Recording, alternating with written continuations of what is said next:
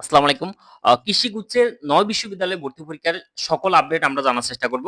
আ পঞ্চম মেরিট থেকে শুরু করে সপ্তম মেরিট, এরপরে গণবিজ্ঞপ্তি, তারপর সর্বশেষ মেধা মাইগ্রেশন। এগুলো নিয়ে আমরা বিস্তারিত আলোচনা করব। তো ১ম দেখি আ চতুর্থ মেরিটের পর কিন্তু আমাদের চূড়ান্ত ভর্তি ছিল এবং চূড়ান্ত ভর্তির পর কিন্তু গণবিজ্ঞপ্তি দেওয়ার কথা ছিল। তার আগের ভিডিওতে বলছিলাম যে গণবিজ্ঞপ্তি দিবে নাকি পঞ্চম মেরিট দিবে। তো আমাদের যেহেতু আ অনেক বেশি আসন খালি, যার কারণে এখন শেষ পর্যন্ত গণবিজ্ঞপ্তি না দিয়ে পঞ্চম মেরিট প্রকাশ করা হয়েছে। তো আমরা এরপরে আবারও সেম অবস্থা, যদি সপ্তম মেরিটের পরেও যদি আসন অনেক বেশি খালি থাকে, সপ্তম মেরিটের পর তো আবার চূড়ান্ত ভর্তি আছে। তো আবারও যদি আসন বেশি খালি থাকে, তাই সেক্ষেত্রে কিন্তু আবারও হয়তো অষ্টম মেরিট দেওয়ার সম্ভাবনা আছে। গত বছরে কিন্তু এটাই হয়েছিল। অষ্টম, নবম, দশম মেরিট পর্যন্ত কিন্তু গত বছর দেওয়া হয়েছিল। তারপরে গণবিজ্ঞপ্তি। তো এবারও যদি অবস্থা ঐরকম হয়, তাহলে তো সেক্ষেত্রে মেরিট আবার দেওয়ার সম্ভাবনা আছে। আর না হয় সরাসরি গণবিজ্ঞপ্তি। তো আমরা এখন পঞ্চম মেরিট নিয়ে একটু দেখি। পঞ্চম মেরিটে কিন্তু মাইগ্রেশনের সংশোধন লিস্ট কিন্তু গতকাল আবার প্রকাশ করা হয়েছে। তো আমাদের এখন যেটা করতে হবে সেটা হলো, টাইম কিন্তু বাড়ানো হয় নাই। ৯ মে পর্যন্ত রাখা হয়েছে। অর্থাৎ ৬ থেকে ৯ মের ভিতরে অবশ্যই আমাদের যারা নতুন করে সাবজেক্ট পেয়েছে, নতুন করে সাবজেক্ট এবং বিশ্ববিদ্যালয় সহ কিন্তু ফলাফল প্রকাশ করা হয়েছে। যারা নতুন করে সাবজেক্ট পেয়েছে তাদের এখন করণীয় যেটা, এরা কিন্তু সবাই ওয়েটিং থেকে সাবজেক্ট পেয়েছে এবং সবাই ১৯০০ মেরিটের পরে এবং সর্বশেষ মেরিট হলো ৩৪১৬ পর্যন্ত গেছে। এখানে অনেকে ভর্তি হবে না। পরবর্তীতে আবার কিন্তু ষষ্ঠ মেরিটে দেখা গেল ৪,০০০ এর কাছাকাছি চলে যাবে বা আরো বেশিও ক্রস করতে পারে। সেটা ভর্তির উপর ডিপেন্ড করবে। তো ৬ থেকে ৯ মে ২০২৬ এর মধ্যে অবশ্যই অনলাইনে ভর্তি ফি জমা দিতে হবে, যেটা হলো প্রাথমিক ভর্তি ফি। চূড়ান্ত ভর্তির পরে ভর্তি ফি ৳১০,০০০ অনলাইনে পেমেন্ট করতে হবে। জমা দেওয়ার পর যে স্লিপটা আসবে সেটা আমরা অবশ্যই ডাউনলোড করে রাখবো বা স্ক্রিনশট দিয়ে হলেও রাখবো। এটা লাগবে আমাদের। সর্বশেষ মেরিট সাবজেক্ট প্রাপ্ত ১৪৩৫ জন সাবজেক্ট পেয়েছে। এর মধ্যে সর্বশেষ মেরিট হলো ৩৪১৬ পর্যন্ত সাবজেক্ট পেয়েছে। তারপর আমাদের ৬ষ্ঠ মেরিটটা আমরা একটু দেখি। ৬ষ্ঠ মেরিটের ফলাফল প্রকাশ করা হবে ১০ মে ২০২৬। সাবজেক্ট এবং বিশ্ববিদ্যালয়ের নাম সহ ১০ মে ৬ষ্ঠ মেরিটের ফলাফল প্রকাশ করা হবে। অনলাইনে ভর্তি ফি জমা দিতে হবে। মানে প্রাথমিক ভর্তি ৳১০,০০০ জমা দিতে হবে। ১১ থেকে ১৪ মের মধ্যেই অবশ্যই প্রাথমিক ভর্তি ফি জমা দিয়ে ভর্তি নিশ্চিত করতে হবে। তারপর ৭ম মেরিটের ফলাফল প্রকাশ করা হবে ১৫ মে। সাবজেক্ট এবং বিশ্ববিদ্যালয়ের নাম সহ।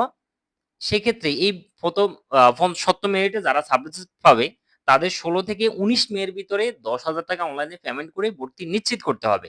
এরপরে আমাদের এই ৫ম থেকে ৭ম মেরিট পর্যন্ত যারা ৳১০,০০০ অনলাইনে পেমেন্ট করেছে, তারা নিজ বিশ্ববিদ্যালয়ে গিয়ে ভর্তি নিশ্চিত করতে হবে। সেক্ষেত্রে আমরা অবশ্যই আমাদের যে ডকুমেন্ট গুলা দরকার সেটা নিয়ে যাব সাথে। আ যে ৳১০,০০০ পেমেন্ট করছি সেই স্লিপটাও আমরা সাথে নিয়ে যাব। এক্ষেত্রে যদি এমন হয় যে চূড়ান্ত ভর্তির পরও অনেক বেশি আসন খালি আছে, তাই সেক্ষেত্রে গণবিজ্ঞপ্তি না দিয়ে ৮ম মেরিট প্রকাশ করবে। আর যদি ৮ম মেরিট না দেয়, যদি আসন মোটামুটি বেশিও না কমও না, মোটামুটি একটা অবস্থানে থাকে, তো সেক্ষেত্রে গণবিজ্ঞপ্তি দেওয়া হবে। গণবিজ্ঞপ্তি হবে গাজীপুর কৃষি বিশ্ববিদ্যালয়ে। যদি ৫ টা বিশ্ববিদ্যালয়ে আসন খালি থাকে, তাহলে সেক্ষেত্রে ৫ টা বুথ করা হবে। যে যার বিশ্ববিদ্যালয়ে ওয়েটিং এ পজিশন যেখানে যার, সেই ওখানে গিয়ে ভর্তি অন স্পট ভর্তি কমপ্লিট করবে। গণবিজ্ঞপ্তি সিস্টেম হলো, আমরা আমাদের ডকুমেন্ট গুলা নিব, সাক্ষাৎকারে অংশগ্রহণ করব। মানে কি, জাস্ট আমি ডকুমেন্ট গুলা দেখাবো, আর আমার শিটে স্বাক্ষর করে দিব। এটাই আমার সাক্ষাৎকার। তো এখানে উপস্থিতির উপর এবং আসন খালি সাপেক্ষে মেরিট অনুযায়ী সবাই যারা সাবজেক্ট পাবে তারা অন স্পট সাথে ভর্তি হয়ে যাবে। যদি এমন হয় যে ১ম যে গণবিজ্ঞপ্তিটা দেওয়া হলো, এদিন যাদেরকে ডাকা হয়েছে তারা সবাই উপস্থিত ছিল না। মানে আসন যে পরিমাণ খালি ছিল তার থেকেও উপস্থিতির পরিমাণ কম।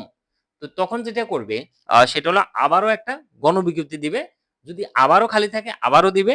আর যদি খালি না থাকে তাহলে সেক্ষেত্রে গণবিজ্ঞপ্তির পর ভর্তি কমপ্লিট, তখনই কাজ হবে ক্লাস শুরুর বিষয়। এখন আমরা বলি একটু, এই যে ১ম থেকে ৭ম মেরিট পর্যন্ত যারা চূড়ান্ত ভর্তি কিন্তু ৪র্থ মেরিটের পর শেষ। এখন যে মাইগ্রেশনে যারা নতুন সাবজেক্ট পেয়েছে তাদের করণীয় কি? এবং বিশ্ববিদ্যালয়ে চেঞ্জ হয়েছে, সাবজেক্টও চেঞ্জ হয়েছে, পরবর্তীতে দেখা গেল আবারও চেঞ্জ হতে পারে। সেক্ষেত্রে আমি কি করব? আমি যদি এখন নতুন সাবজেক্ট পাই, নতুন বিশ্ববিদ্যালয় পাই এবং আ ডকুমেন্ট গুলা কি করব? ধরে নিলাম আমি নতুন সাবজেক্ট এবং নতুন বিশ্ববিদ্যালয় পেয়েছি। তো সেক্ষেত্রে আমার নতুন বিশ্ববিদ্যালয়ে যেতে হবে। কিন্তু এখন না সেটা। যখনই ক্লাস শুরু হবে, ক্লাস শুরু হওয়ার আগে নোটিশ দিবে। এখন যারা নতুন করে সাবজেক্ট পেয়েছে সরি মাইগ্রেশন এ নতুন করে সাবজেক্ট পেয়েছে, তাদের কিছুই করার নাই। তারা এখন শুধু ঘুমাবে। কোন কাজ নেই। তাদের কাজ হলো যখন ক্লাস শুরু হবে তার আগে প্রতিটা বিশ্ববিদ্যালয়ে নোটিশ দিয়ে তাদেরকে ডাকবে। এই যখনই নোটিশ দিবে তখনই আমাদের করণীয় যেটা সেটা হলো ডকুমেন্টস এখন নতুন করে যেহেতু আমি চূড়ান্ত ভর্তির সময় ডকুমেন্ট জমা দিয়েছি, এখন মাইগ্রেশন এ যদি আমার বিশ্ববিদ্যালয় পরিবর্তন হয়, আমার কোন ডকুমেন্টস নিয়ে কিছু করা লাগবে না। বিশ্ববিদ্যালয়ের নিজ দায়িত্বে পূর্বের বিশ্ববিদ্যালয় থেকে ডকুমেন্টগুলো সংগ্রহ করে নতুন বিশ্ববিদ্যালয়ে নিয়ে যাবে। আমার এখানে কিছু করার নেই। কিছু করা লাগবে না। ভর্তি ফি ধরে নিলাম আমি চূড়ান্ত ভর্তি ফি এখানে দিয়েছিলাম ১৭,০০০ টাকা আর নতুন বিশ্ববিদ্যালয়ে আমার লাগবে ১৬,০০০ টাকা। তাহলে সেক্ষেত্রে ১,০০০ টাকা আমি ফেরত পাবো। আর যদি এমন হয় আমার ফি হলো আমি আগে ১৮,০০০ টাকা দিছি। এখন নতুন বিশ্ববিদ্যালয়ে আমার ভর্তি ফি হলো ২২,০০০ টাকা। তাহলে আমাকে আরো ৪,০০০ টাকা ভর্তি ফি দিয়ে ফিটা সমন্বয় করতে হবে। এটাই হলো আমাদের মাইগ্রেশন এ এখন করণীয়। আর কেউ যদি মাইগ্রেশন দরকার না হয়, কারো যদি এমন হয় যে সে এই মুহূর্তে যে সাবজেক্টটা পেয়েছে এটা তার জন্য যথেষ্ট। উপরে যে সাবজেক্টটা হয়তো ভুলে সে এলোমেলো করে ফেলছে। উপরে যদি সাবজেক্টটা চলে আসে তাহলে সেক্ষেত্রে তার দেখা গেল ওইটা আরো এটার চেয়ে আরো অবস্থা খারাপ মনে হয় নিজের কাছে যে ওই সাবজেক্টটা আমার কাছে ভালো লাগে না। তাহলে সেক্ষেত্রে এখন করণীয় হলো যখনই আমরা মাইগ্রেশন তো সবসময় চালু থাকে না। যখন চালু থাকে তখন আমরা চালু অফ অন এর অপশন যখন পাবো তখন আমরা বন্ধ করে দিব। আর যাদের কিছু করার দরকার নেই তাদের অটো মাইগ্রেশন চলতে থাকবে। ক্লাস শুরু প্রতিটা বিশ্ববিদ্যালয় আলাদা, আলাদা করে নোটিশ দিবে এবং আলাদা, আলাদা টাইমে কিন্তু ক্লাস শুরু হয়ে যাবে। কারো আগে কারো পরে। সর্বশেষ মেধাটা যদি আমরা একটু বিশ্লেষণ করে দেখি তাহলে সেক্ষেত্রে মোটামুটি গত বছর কিন্তু ৪,৯০০ মানে ৫,০০০ এর কাছাকাছি চলে গেছে। এই বছরও ৫,০০০ ক্রস করে আরো বেশি যাওয়ার সম্ভাবনা আছে। তো ৫,০০০ পর্যন্ত বা ৪,৫০০ পর্যন্ত যারা আছে তারা একদমই ইমিডিয়েট রেডি থাকতে হবে।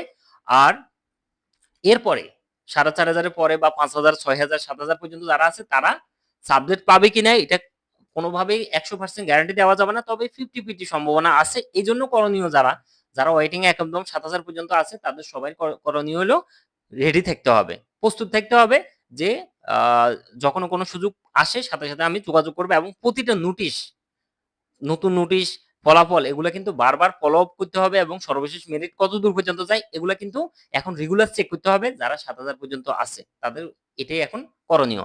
তো এটাই ছিল আমাদের কৃষিগুচ্ছের ৯ বিশ্ববিদ্যালয়ে ভর্তির আপডেট। ধন্যবাদ। আসসালামু আলাইকুম।